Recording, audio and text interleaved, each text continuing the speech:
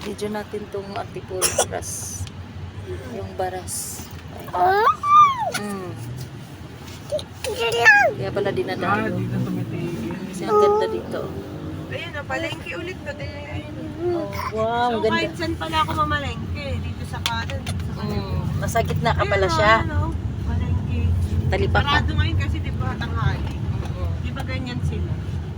Pagka sa palengke. Ang ganda pala rin dito, no? Pero parang mini palengke lang. Mini lang. Ito. Ito yung pagpupunta ka pa dun eh. Patanay na.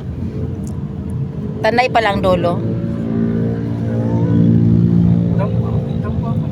Ito, dampa. Dapat dito tuloy tayo kumakain. Ayun o. Oo, mayroon pala dito ko. Oh. Kain tayo.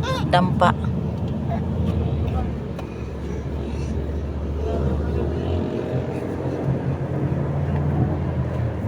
Shortcut to shortcut. Shortcut. May lusot yata ito, lusotan.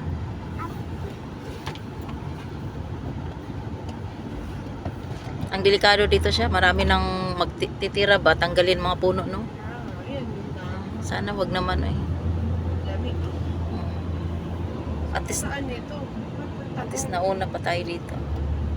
Magiging city to, wala nang mga puno. Puro puno, dinadaanan na. Ito ganda.